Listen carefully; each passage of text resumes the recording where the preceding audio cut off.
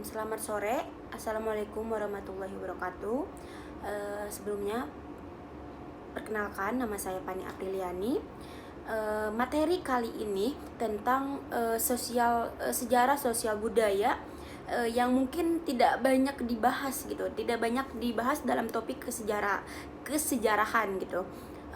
Kita belajar sejarah dari SMA, SMP. Topik-topik ini tidak banyak dibahas, maka kali ini saya akan bahas tentang Ristapel, menu makan Eropa atau gaya makan Eropa yang populer pada abad 19 di Hindia Belanda.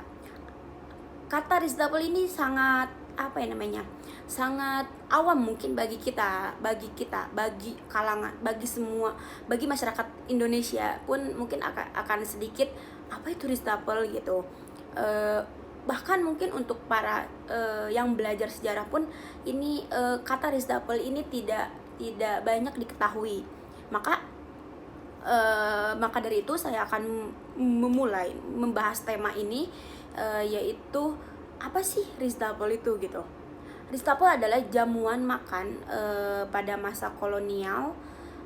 Ristapel yaitu berasal dari kata riz yang berarti nasi dan tapel berarti meja. Namun dalam pengertiannya, Ristapel lebih dikenal sebagai hidangan nasi gitu. Ristapel mulai dikenal pada abad ke-19. Orang-orang Belanda menggunakan istilah ini untuk menyebut jamuan hidangan Indonesia yang ditata komplit di atas meja makan. Menurut seorang penulis roman Belanda, Victor Ido, Ristapel diartikan sebagai sajian nasi yang dihidangkan secara spesial, seperti itu. Fakta menarik tentang Ristapel, gaya ala masyarakat kolonial yang mewah ini, pertama, lahir dari proses adaptasi masyarakat koloni Belanda.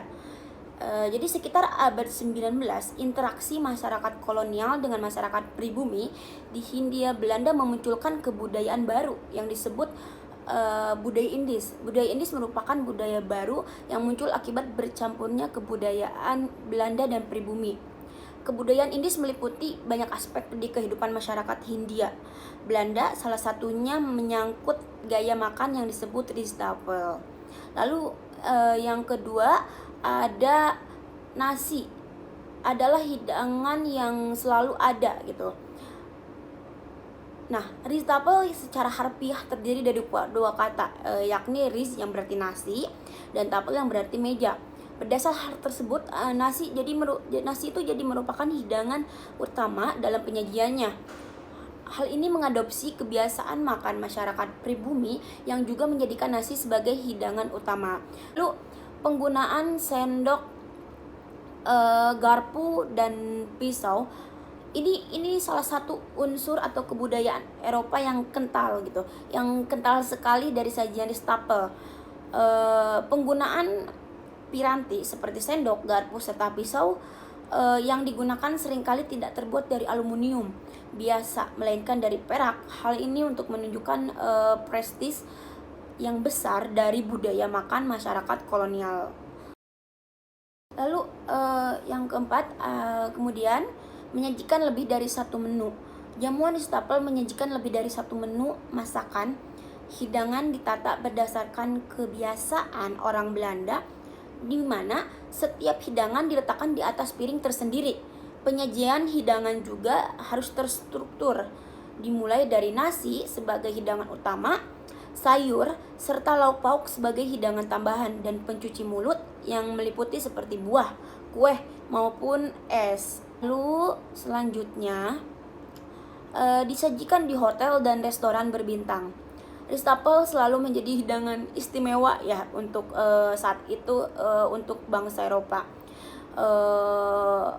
Apalagi di hotel dan restoran mewah pada saat itu. Jadi salah satu hotel yang terkenal dengan sajian Ristapelnya adalah Hotel des Indes di Batavia. Hotel des Indes menawarkan jamuan makan Ristapel untuk para turis dari Hindia Belanda maupun Eropa. Jadi nggak mengherankan jika Ristapel didaulat menjadi gaya makan berkelas dunia gitu bangsa Eropa yang datang ke Hindia Belanda.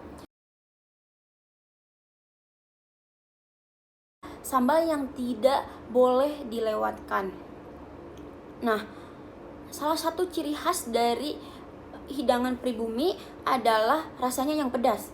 Rasa pedas ini berasal dari penggunaan cabai sebagai bahan masakan. Orang-orang Eropa terkenal tidak menyukai masakan pedas. Namun dalam Ristafel mereka dapat menikmati aneka sambal yang biasa disebut samblans. Berapa jenis sambal yang sering dihidangkan, di antaranya ada sambal berandal, sambal bajak, dan sambal serdadu. Lalu disajikan oleh banyak pelayan. Para pelayan yang merupakan orang pribumi kerap disebut sebagai jongos. Mereka mengenakan seragam khas, yakni atasan dan bawahan panjang berwarna putih, seragam para jongos dipadukan dengan sarung di pinggang serta ikat kepala ala Jawa. Uniknya, mereka tidak mengenakan alas kaki ketika mondar-mandir membawa hidangan gitu. Hidangan yang mereka suguhkan juga tidak diletakkan di atas nampan, melainkan langsung dengan piring. Jadi dalam proses penyajiannya akan dibutuhkan 15 pelayan dan 1 kepala pelayan untuk mengantarkan makanan dalam satu meja. Para pelayan laki-laki tersebut membawa berbagai macam lauk pauk serta nasi dengan menggunakan nampan, dan masing-masing dari pelayan tersebut berdiri berderet untuk mengantarkan makanan. Walaupun hanya 1 atau 2 orang yang bersantap dalam satu meja, pelayan yang akan mengantarkan makanannya tetap lebih dari 10 orang. Itulah sebabnya terkadang diperlukan 3-4 jam hanya untuk mengkonsumsi hidangan dan jamuan Ristafel ini. Di slide selanjutnya, ini ada beberapa contoh makanan Belanda yang cocok disajikan dalam Ristafel. Yang pertama yaitu ada sup sayur, ada lidah sapi, kroket kentang, kemudian asparagus rebus, lobster mayonnaise, salad puding, buah-buahan, roti, aneka olahan jamur, daging sapi, daging unggas, ayam kentang, biskuat dengan keju, anggur merah, kopi, teh, dan es cherry. Lalu Joko Sukiman berpendapat inilah hidangan yang biasanya disajikan dalam Ristafel. Yang pertama ada nasi soto, nasi goreng, itu kan pasti pernasian lah ya, gado-gado, nasi rames, dan lumpia. Nah, menu-menu populer yang banyak digemari masyarakat Hindia Belanda pada abad ke-19 ini yaitu ada Zwetsuur. Nah, Zwetsuur apa ya baca Zwetsuur lah something. Ada hotspot, daging ham dengan kuah. Lah ini berasal dari Belanda. Ada roti, tart, puding, agar-agar, prekedel, semur, rolade, sup, risol, aneka minuman es, mie telur, sayur lodeh, ayam, kecap, gulai kambing, puding, omelet, ayam sate daging, sate kambing, serundeng. Nah, tidak hanya dari bangsa Eropa, menu yang biasanya disajikan di Ristafel ini bisa jadi bisa jadi dibawa oleh pengaruh dari Arab dan Cina. Lalu kenapa Ristafel ini begitu populer di Hindia Belanda pada abad ke-19? Karena pertama dibuat untuk memajukan pariwisata Hindia, di mana hidangan Ristafel ini dikemas demikian rupa agar sesuai dengan Moi Indi atau Hindia Jelita, itu sebuah konsep pariwisata di Hindia.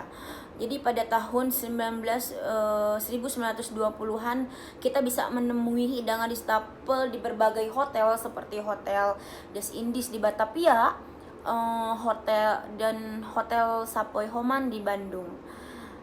Jadi para pelayan yang sebagian pribumi ini diberi pelatihan agar terlihat rapi. Dalam Ristafel tidak hanya makanan dari Eropa, tapi makanan Tionghoa, Timur Tengah, dan India seperti gulai, kari, pun disajikan dengan dengan penyesuaian bahan yang ada di Hindia Belanda itu. Selanjutnya, karena adanya akulturasi dua budaya, datangnya Belanda ke Indonesia menyebabkan adanya perkawinan campur antara orang Belanda dan pribumi, sebagaimana secara tidak langsung ada peleburan budaya yang terjadi antara dua pihak, pribumi dan bangsa Eropa.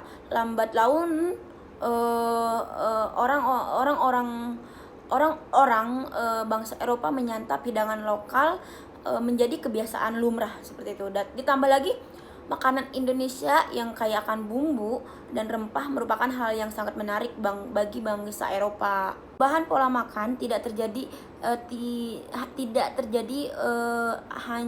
hanya untuk bangsa Eropa, tapi untuk pribumi juga.